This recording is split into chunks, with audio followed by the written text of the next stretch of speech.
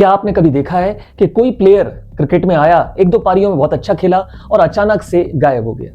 क्या कभी आपने बिजनेस में ये ऑब्जर्व किया है कि कोई कोई नाम एज एन एंटरप्रेन्योर इतना तेजी से आगे बढ़ा, इतना तेजी से हर कोई उसे जानने लगा और फिर अचानक से गायब हो गया? आपने ये भी शायद ऑब्जर्व किया हो कि कोई टीचर आपको जब पढ़ाने के लिए आते हैं तो शुरुआत में काफी अच्छा पढ़ाते हैं, फिर धीरे धीरे वही उनके पढ़ाने का तरीका, वही रूटीन उनका हो जाता है, एक जैसा हो जाता है और धीरे धीरे आपको लगता है कि अब उनके पढ़ाने के तरीके में वो बात नहीं रही। आपने शायद ये भी ऑब्जर्व किया होगा कि कई स्टूडेंट्स ऐसे रहते हैं जो शुरुआत में अच्छा परफॉर्म करते हैं और धीरे धीरे उनका परफॉर्मेंस गिरता जाता है। जिनको आप पहले जीनियस बोलते थे वो धीरे धीरे एवरेज से भी नीचे चले जाते हैं। क्यों? एक कड़वी कहावत लेकिन सच कहावत जो अक्सर बोली जाती है, मूर्खों में गजब का आत्मविश्वास होता है। हेलो फ्रेंड्स, मैं हूं डॉक्टर आशीष पाठक और आप सभी का स्वागत करता हूं इस चैनल पर एडू मेंटर आशीष।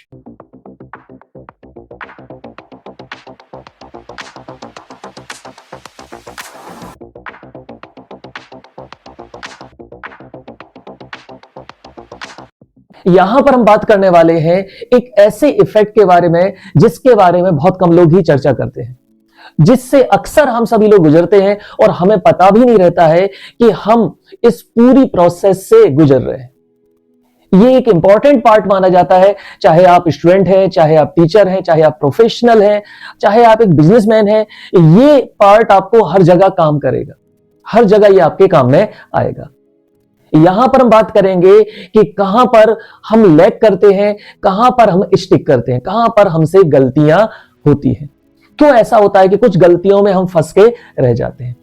इस तरह के इफेक्ट को समझाने के लिए दो जो साइकोलॉजिस्ट थे उन्होंने एक इंपॉर्टेंट रूल दिया और इस रूल को बोला जाता है डनिंग-क्रूगर इफेक्ट। फिर से अच्छे से याद रखें इस नाम को, क्योंकि ये आपको जीवन भर काम में आने वाला है, डनिंग-क्रूगर इफेक्ट। चलिए आगे बढ़ते हैं हम। ये ऑब्जर्वेशन, ये थ्योरी, ये रूल कहां से आया? दो जो साइकोलॉजिस्ट थे, David Dunning and Justin Kruger, इन लोगों ने इसको एक्सप्लेन किया। इन्होंने बताया कि कब आप जब कोई काम शुरू करते हैं तो कब आपका कॉन्फिडेंस मैक्सिमम होता है, बीच में कब आप बहुत लो फील करते हैं और कब जाके आप एक्सपर्ट बनते हैं। एक्सपर्टीज के ऊपर बहुत सारी बुक्स लिखी गई हैं। मैं आपको रिकमेंड करूंगा रॉबर्ट ग्रीन की लिखी हुई बुक मास्टरी। अगर आपको मौका मिले तो आप जरूर पढ़ें। उसमें भी इस पूरी थ्योरी को बहुत बढ़िया तरीके से समझाया गया, बहुत प्रैक्टिकल एग्जांपल्स के साथ में वहां पर समझाया गया। तो वापस आते हैं हम अपने मेन जिसके ऊपर हम बात कर रहे थे, जस्टिन जो क्रूगर थे और दूसरे आपके डेविड डनिंग थे। इनने मिलकर यहां पर इफेक्ट दिया, एक थ्योरी इन्होंने दी मिलकर। यहां पे इस थ्योरी को बोला जाता है डनिंग-क्रूगर इफेक्ट। अब हम बात करते हैं डनिंग-क्रूगर इफेक्ट क्या है। इसके लिए आपको पहले डनिंग-क्रूगर कर्व को समझना पड़ेगा। डनिंग-क्रूगर कर्व बहुत इंपॉर्टेंट है ये, और जब आप इसको समझेंगे तो आपको कहीं ना कहीं खुद रियलाइज होगा कि हम अपने प्रोसेस में, अपने काम में, अपने वर्किंग में कहां पर गलतियां कर रहे थे। आपको क्या करना है, दो एक्सेस आपको ले लेना। एक एक्सेस पे आपको कॉम्पिटेंस या नॉलेज लिख देना है, ये सामने आपको दिख रहा है। एक एक्सिस पे आपको क्या कर देना है, या तो कॉम्पिटेंस या फिर नॉलेज, आप यहां पे लिख दें। तो हमने एक एक्सिस पे क्या लिख दिया, कॉम्पिटेंस या नॉलेज हमने यहां पे लिख दिया, और दूसरे पे लिख दिया हमने कॉन्फिडेंस। दूसरे एक्सिस पे हमने यहां पर क्या लिख दिया है, कॉन्फिडेंस। एक एक्सिस पे क्या है, कॉम्पिटेंस, और ये क्या है आपका कॉन्फिडेंस। और इन दोनों के बीच में हम यहां पर एक कर्व तैयार कर रहे हैं, जो कर्व किसने बताया, डनिंग ने और क्रूगर ने। ओके, तो यहां पर वो बोलते हैं कि जब सबसे कम कॉम्पिटेंस होता है, सबसे कम नॉलेज होती है, जब सबसे कम कॉम्पिटेंस है, सबसे कम नॉलेज है आपको, उस समय आपका जो कॉन्फिडेंस है वो मैक्सिमम होता है। ये बड़ा इंटरेस्टिंग है। जब आपके पास सबसे कम नॉलेज है, शुरुआत में कोई भी काम आप शुरू कर रहे हैं, जैसे मान लो एक क्रिकेटर ने क्रिकेट खेलना शुरू किया और शुरू में एक दो पारियां उसने अच्छी खेल ली तो उसको बिल्कुल हाई फील होने लगता है, लेकिन जब वो इंटरनेशनल लेवल पे जाता है तब उसे समझ में आता है, जब लोग उसको ऑब्जर्व कर रहे होते हैं, उसके वीडियो के थ्रू एनालाइज कर रहे होते हैं, फिर उसके बाद वो लगातार असफल होने लगता है। उसका कारण यह है, जब आपके पास सबसे कम नॉलेज थी, सबसे कम कॉम्पिटेंस आप रख रहे थे, उस समय आपको क्या लग रहा था, यू नो एवरीथिंग, और ये डेंजरस है। उस समय आपको लगता है आपको सब पता चल गया है। जैसे शुरुआत में कई बार अगर आप स्टूडेंट हैं और आपने देखा होगा कि कोई चैप्टर आपको टीचर पढ़ा देता, आप यूट्यूब से पढ़ लेते, आप बोलते अरे ये तो बहुत आसान था, हम तो टीचर को भी पढ़ा दें, हम तो टीचर से भी अच्छा पढ़ा दें, अब हमारे आगे कोई नहीं टिक सकता। तो इस समय आपका जो कॉन्फिडेंस मैक्सिमम होता है, आपको लगता है कि हम सब जानते हैं, इसको डनिंग क्रगर कर्व में बोला गया है पीक ऑफ ओवर कॉन्फिडेंस। इसको क्या बोला गया है? पीक ऑफ ओवर कॉन्फिडेंस यहां पर बोला गया है, और वो इसको बोलते हैं माउंट स्टूपिड। मतलब इस समय वो जो पर्टिकुलर पर्सन है, जो शुरुआती अवस्था में, जो इसने चाहे बिजनेस स्टार्ट किया हो, चाहे उसने पढ़ाना स्टार्ट किया हो, चाहे वो एक किसी कंपनी में नौकरी करना स्टार्ट किया हो, कोई काम स्टार्ट किया हो, क्योंकि कई बार क्या होता है, आप किसी कंपनी में काम करते हैं और आप काम करना स्टार्ट करते हैं तो आपको शुरू में लगा रही बहुत आसान है, ये तो मैं इजीली कर लेता हूं, 2 मिनट का काम है मेरे लिए तो। और इसके लिए बताओ, वो आदमी जो मेरा बॉस केबिन में बैठा हुआ है, उसको लाखों रुपए दिए जा रहे हैं और एसी में बैठा हुआ है, इतना आसान काम के लिए। तो ये वो शुरुआती अवस्था है, हम समझते ही नहीं है कि एक्चुअली काम क्या है। तो शुरुआती जो अवस्था है, जो इनिशियल स्टेज है, इस दौरान क्या मैक्सिमम है? कॉन्फिडेंस मैक्सिमम है, लेकिन नॉलेज, कॉम्पिटेंस सबसे कम है। ये कहलाती है माउंट स्टूपिडिटी की जो पीक है, पीक ऑफ ओवर कॉन्फिडेंस इसको आप बोलते हैं। जो थोड़ी देर पहले मैंने आपसे बोला था कि एक कहावत है, बड़ी कड़वी कहावत है, लेकिन यह है, मूर्खों में गजब का आत्मविश्वास होता है। तो जब भी कभी आपको सेल्फ डाउट हो, संदेह हो, तो आप अपने आप से बोलना कि आप मूर्ख नहीं है, क्योंकि कहीं ना कहीं संदेह हर किसी समझदार व्यक्ति के मन में आएगा कि यार हम सही रास्ते पे चल रहे हैं कि नहीं चल रहे हैं, ऐसा तो नहीं हमारा रास्ता गलत हो, ऐसा तो नहीं आगे जाके फेलियर हमें देखना पड़े। तो होता है हर किसी के दिमाग में वो सेल्फ डाउट आता है, ठीक है। अब यहां पर क्या है, यहां पर वो मैक्सिमम बिल्कुल मेन ओवर कॉन्फिडेंस पे है, उसे लग रहा है उसे सब आता है, लेकिन जैसे जैसे उसकी नॉलेज बढ़ती है, मतलब क्या बढ़ता है? कॉम्पिटेंस बढ़ता है, उससे समझ में आता है यार मैं तो गलत था, मुझे तो ये भी पता नहीं था, मुझे तो ये भी पता नहीं था, मुझे तो ये भी नहीं पता नहीं था। तो धीरे धीरे वो नीचे आने लगता है, और यहां पर एक ऐसी कंडीशन आ जाती है जिसमें उसे लगता है कि मैं इस काम के लिए नहीं बना हूं। बहुत ज्यादा नेगेटिविटी की फीलिंग उसको आती है, उसको लगता है भाई मेरा ये काम नहीं है, मैं इस काम के लिए नहीं बना हूं, क्योंकि मैं तो क्या सोचता था, मुझे तो कुछ भी पता नहीं है, कुछ भी मैं नहीं जानता इस बारे में, मुझे लग रहा है कि मैं तो बिल्कुल जीरो हूं। इसे बोला जाता है इंपोस्टर सिंड्रोम। उसे लगता है मुझे तुक्के से ये सब कामयाबी मिल गई और मैं तो किसी काम का नहीं हूं, मैं ये काम आगे कर भी नहीं पाऊंगा। बहुत ज्यादा नेगेटिव फीलिंग आती है, और इस दूसरे पॉइंट को बोला जाता है वैली ऑफ डेस्पेयर। इस दूसरे पॉइंट को वो डनिंग क्रगर कर्व में क्या बोलते हैं? Valley of despair. ये बहुत टफ टाइम रहता है। आप में से हो सकता है कुछ लोग इस टाइम से गुजर रहे हो। अगर आप गुजर रहे हैं तो आप बिल्कुल टेंशन ना लें, क्योंकि ये इस प्रोसेस का हिस्सा है, अगर आप कुछ नया और बेहतर करना चाहते हैं। तो ये जो वैली ऑफ डेस्पेयर, इस दौरान लगता है कि नहीं भाई अपने से होने वाला नहीं है, ये पॉसिबल नहीं है। फिर हमें वैसी चीजें भी दिखाई देने लगती है, लोग भी हमसे बोलने लगते हैं यार छोड़ो, कुछ दूसरा कर लो, ये तुम्हारे बस का नहीं है, तुम नहीं कर पाओगे। और आपको भी लगने लगता है, क्योंकि आपको लगता है यार कि मैं तो जबरदस्ती ही ओवर कॉन्फिडेंट था, यहां पे आके आपको लगता है आपको कुछ भी नहीं पता। अब ये मेन पॉइंट है वैली ऑफ डेस्पेयर। अब आपको क्या करना है? इस पॉइंट पर धीरे धीरे धीरे धीरे चलते रहना, धीरे धीरे धीरे चलते रहना। काफी टफ है, ये जो चढ़ाई रहती है काफी टफ रहती है। कंसिस्टेंसी मेंटेन करो, कंसिस्टेंट आप रहो, धीरे धीरे धीरे धीरे चलते रहो, चलते रहो, चलते रहो। फिर आपको अपना काम करने में मजा आने लगेगा, आपको अपना काम अच्छा लगने लगेगा। And this is called slope of enlightenment. इसमें वो डनिंग क्रगर इफेक्ट में बोल रहे हैं इसको, स्लोप ऑफ एनलाइटनमेंट। अगर आप यहां पर स्टक होके रह गए तो यहीं पर खत्म हो जाएंगे आपके सारे सपने।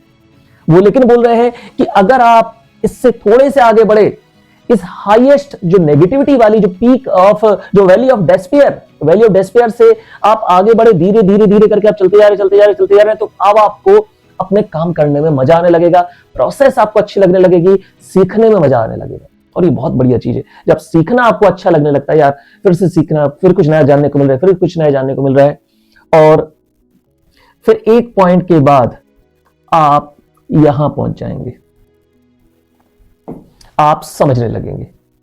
अब आप इस फेज को बोल सकते हैं प्लेटू ऑफ सस्टेनेबिलिटी। इस पॉइंट पर आपको ट्रू एक्सपर्टीज आ जाएगी। लेकिन यह पॉइंट भी ऐसा नहीं है कि जहां पर आप सीखना छोड़ दें। आप टॉप के रिसर्चर की बात करें, प्लेयर की बात करें, आप लीडर्स की बात करें, वो हमेशा बोलते हैं हम सीखना नहीं छोड़ते, हम लगातार अपने आप को बेहतर बनाते रहते हैं। सचिन तेंदुलकर ने जब तक रिटायरमेंट नहीं लिया, great Sachin Tendulkar, God of cricket जिनको बोला जाता है, वो बोलते थे जब तक उन्होंने रिटायरमेंट नहीं लिया तब तक वो अपने क्रिकेट के ऊपर, जब तक उनके गुरु जो श्री रमाकांत आचरेकर जी जिंदा थे, उनसे वो बात करते रहते थे। अपने बड़े भाई अजय तेंदुलकर से वो बात करते रहते थे कि मैं कहां गलती कर रहा हूं, मुझे कहां सुधार की जरूरत है। एक्सपर्ट लोग, विराट कोहली लगातार बोलते रहते हैं कि अपने टेक्निक पे काम करता रहता हूं, मैं लगातार सीखता रहता हूं कि कहां कौन से पॉइंट पे मैं गलती कर रहा हूं। अमिताभ बच्चन जिनको सभी का महानायक बोला जाता है, आज भी उनके साथ के जो सहकर्मी बोलते हैं कि आज भी हर सीन के पहले वो 8-8 10-10 बार रिहर्सल करते हैं। वो लोगों से पूछते हैं कि मैं कैसा कर रहा हूं। वो उस जोन में चले जाते हैं जब लगातार इसको और बेहतर कर सकते हैं, इसको और बेहतर कर, नहीं तो इस अवस्था में आने के बाद, उस तरह का एक्सपर्ट बनने के बाद जिन्हें उन्हें जीनियस बोला जाता है, उन्हें जरूरत नहीं है सबकी, लेकिन फिर भी लगातार सीखते रहना। और जो यहां पर लगातार सीखता रहेगा वो वहां पर सस्टेनेबिलिटी को मेंटेन करके रखेगा, और उसी को आप ट्रू एक्सपर्ट बोलते हैं। उसी को आप बोलेंगे कि वो क्या है, एक्सपर्ट है। जितने भी आप टॉप के लोग देखेंगे वो उस पीक पर जाने के बाद भी लगातार सीखते रहते हैं। अगर वो सीखना छोड़ देंगे तो वो वहां सरवाइव नहीं कर पाएंगे। सीखते रहना है, लगातार सीखते रहना है, लगातार अपने आप को बेहतर बनाते रहना है। और यहां पर आप बोल सकते हैं कि मैं जानता हूं, लेकिन मैं अभी भी क्या कर रहा हूं, सीख रहा हूं। यहां पर आप देखें, इसी कर्व को हम देख रहे हैं। यह पहला फेज है जहां पर पीक ऑफ ओवर कॉन्फिडेंस में वो व्यक्ति खड़ा है, उसे लग रहा है सब आ गया, अपने को बस हो गया, अरे ये तो बहुत आसान था, इसके लिए लोग इतना बड़ी बड़ी बातें कर रहे थे, ये है ऐसा। लेकिन थोड़े समय बाद जैसे जैसे उसकी नॉलेज बढ़ती है वो इस कंडीशन में आ जाता है, वैली ऑफ डेस्पेयर वाली कंडीशन में वो आ जाता है, वैली ऑफ डेस्पेयर। लेकिन इसके बाद दोबारा से उठना ये काफी कठिन होता है।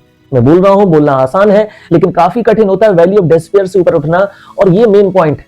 मेरे पास काफी स्टूडेंट्स पढ़ने के लिए आते हैं जो अपने अपने सेमेस्टर में, अपने अपने कॉलेज में टॉपर रहते हैं, जो वहां पे टॉपर माने जाते हैं, जीनियस माने जाते हैं, और उनको इस तरह से आसपास के लोग बना देते, भाई जीनियस ऐसे तो पढ़ने की जरूरत नहीं पड़ती, ये तो टॉप करता है ये। अब उनका एक ईगो वहां पर बना हुआ है। अब जब वो हमारे यहाँ आते हैं, पढ़ने के लिए आते हैं, कोचिंग में आते हैं, तो 1-2 क्लास बाद ही उन्हें लगने लगता है कि यार अपने को तो ये पता ही नहीं था। मतलब ये कंडीशन आ जाती है, वैल्यू ऑफ डिस्पेयर वाली कंडीशन आ जाती है। उनका ईगो बुरे तरीके से हर्ट होता है, क्योंकि उनके साथ वालों ने तो बोला था कि तुम जीनियस हो, लेकिन यहां तो पता नहीं है।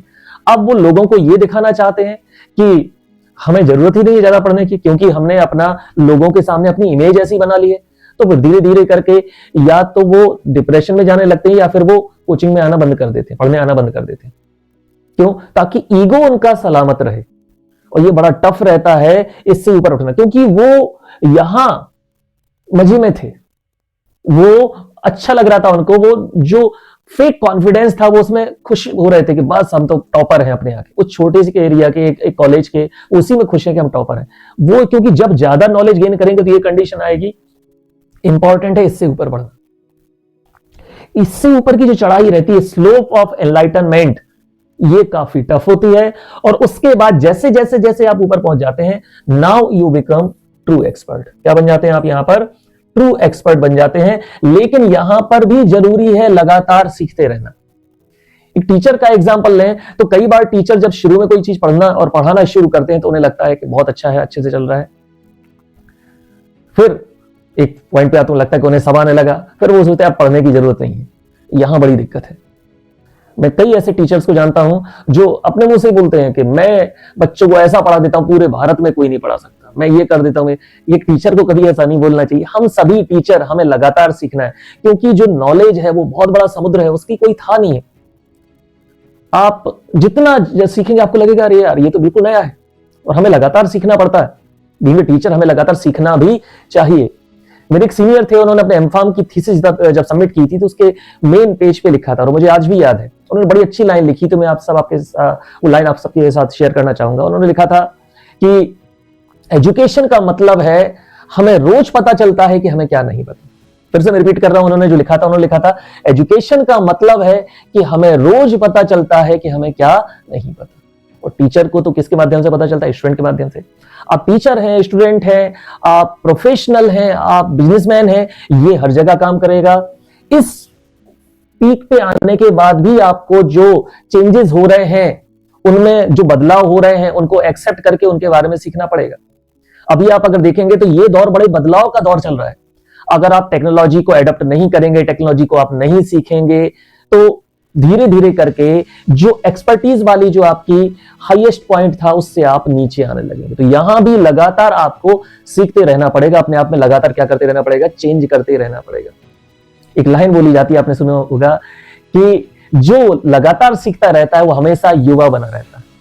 जो लगातार सीखता रहता है वो हमेशा युवा बना रहता है। तो लगातार क्या करते रहो, सीखते रहो। इस सस्टेनेबिलिटी वाले प्लेट्यू पे भी लगातार क्या करते रहो, सीखते रहो, तभी वहां पर ट्रू एक्सपर्टीज को आप मेंटेन रख पाएंगे। चलो कुछ एग्जांपल्स हम लेते हैं। मान लो आप स्टूडेंट है, स्टूडेंट को थोड़ा सा कई बार पढ़ने के बाद ये लगने लगता है भाई बहुत हो गया, सब याद हो गया, इतना सिंपल चैप्टर था। और कई बार तो ऐसे बयान वो दे देता है, अब तो मैं टीचर को पढ़ा दूं, ये टीचर क्या जानता, उससे ज्यादा मैं जानता हूं। ये मतलब ये शुरुआती अवस्था है, ये वाले I know everything, mount stupid, peak of over confidence. लेकिन जैसे ही उस चैप्टर में वो आगे बढ़ता है, या कोई पेपर सॉल्व करता है, टेस्ट सॉल्व करता है, कोई टेस्ट सीरीज में कुछ उसको डेप्थ में कुछ क्वेश्चन मिलते हैं, तो थोड़े समय बाद कंडीशन ये बन जाती है। और कारण क्या है कि जब आप पीक ऑफ ओवर कॉन्फिडेंस में रहते हैं, जब आप इस पीक ऑफ ओवर कॉन्फिडेंस में रहते हैं, तो आप कुछ नॉर्मल चीजें छोड़ देते हैं। आप रिवीजन अवॉइड करने लगते हैं, आपको लगता है आपको याद ही काय का रिवीजन, एक बार मैं जो देख लेता हूं याद हो जाता है। प्रैक्टिस को स्किप करने लगते हैं, क्योंकि प्रैक्टिस करने के दौरान अगर आपका कुछ गलत हुआ तो आपका ईगो हर्ट हो जाएगा। ईगो कई बार बहुत ऊंचा हो जाता है हम लोगों का, और कई बार जो ईगो है आपके मित्रगण भी बहुत ऊंचा बना देते हैं। अरे वो आ रहा है जीनियस, वो आ रहा है सुपरमैन, वो आ रहा है, जाने कौन कौन सी आपको चीजों से वो नवाज देते हैं, और ये बड़ा खतरनाक है। रिवीजन अवॉइड करने लगते हैं, प्रैक्टिस को स्किप करने लगते हैं, और यही वो पॉइंट रहता है जहां वैली ऑफ डेस्पेयर में चले जाते हैं। क्योंकि जब आप फिर देखते हैं, आपको लगता है यार हमें तो ये भी पता नहीं, और आप किसी से शेयर भी नहीं कर सकते हैं। क्यों? क्योंकि ईगो क्या बोलता है, नहीं तुम टॉप पे हो, तुम क्यों किसी के सामने बोलोगे, तुम टॉप पे हो, तुम जीनियस हो, तुम ये हो। वो ईगो इतना जबरदस्त बना हुआ है, तो तुरंत फिर ये वाली कंडीशन भी कुछ समय बाद देखने को मिलती है। इसमें चले जाते हैं वैली ऑफ डेस्पेयर।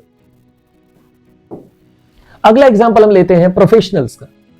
कई प्रोफेशनल ऐसे रहते हैं जो किसी बिजनेस, किसी ऑफिस में काम कर रहे हैं, किसी जगह पर काम कर रहे हैं, कॉलेज में काम कर रहे हैं। बॉस जो है वो उन्हें काम करते करते 5 साल हो गया, 7 साल हो गया, लेकिन रियलिटी यह है कि जो उन्होंने सीखा वो शुरुआत के 1-1.5 साल में ही सीखा, और उन्हें लगने लगा कि वो बहुत बढ़िया काम कर रहे हैं।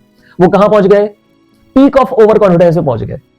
अब उसके बाद समय बदला, चीजें चेंज हुई, वहां पर नई टेक्नोलॉजी आई, लेकिन वो अगर उन्हें कोई बताता है, कोई बोलता है कि इसमें ऐसा चेंज करना चाहिए, कोई जूनियर आके बोलता है कि सर इसमें ऐसा बदलाव होना चाहिए, तो बोलते हैं तुम मुझे बताओगे, मुझे इतने सालों का एक्सपीरियंस है मुझे, तुम मुझे बताओगे। अब ये जो है वो पीक ऑफ ओवर कॉन्फिडेंस में बने हुए हैं। उनका ईगो जो है वो कुछ नया उन्हें सीखने नहीं दे रहा। हमें सीखने की जरूरत ही नहीं। इसमें कोई भी हो सकता है, इसमें टीचर भी हो सकता है, इसमें प्रोफेशनल भी हो सकता है। कोई भी नई चीज को सीखने से आपका ब्रेन क्या करता है, मना कर देता है, क्योंकि उससे उसका ईगो हर्ट होता है। बोलता है कि मुझे सब पता है, मैं कभी गलती कर ही नहीं सकता। कोई अगर किसी ने अगर गलती आके बता दी, कई बार टीचर के साथ ऐसा होता है, किसी ने गलती आके बता दी, सर वो स्टूडेंट आपसे आपके बारे में बोल रहा था कि आपने ये चीज ऐसी ऐसी गलत बता दी। अच्छा मुझे बताएगा, मैं पढ़ा रहा हूं, मैं 25 साल से पढ़ा रहा हूं, मैं 30 साल से पढ़ा रहा हूं, मुझे कोई बताएगा। होशियार बनता है वो, उसको देखता हूं मैं अब। अरे बड़ी सिंपल सी चीज है, हम सबसे गलतियां हो सकती हैं, हम टीचर हैं। कई बार क्या होता है कि आप कोई चीज बता रहे हो, आपका हो सकता है कि दिमाग कहीं और चला गया हो, या प्रॉपर वो क्लास प्रिपेयर ना हो पाई हो, गलती हो गई। सिंपल सा तरीका है, उससे आप उसको सुधार करवा दो और देखो कि हमें कहां और बेहतर करना है। और इसी तरह से लगातार सीखने को मिलता है। मैं आपको सच्चाई बता रहा हूं, जितना मैंने देखा है, मैंने कभी जीनियस लोग नहीं देखे। मैंने जो भी एक्सपर्ट लोग देखे हैं, मैंने उनको उस कठिन प्रोसेस से गुजरते हुए देखा है।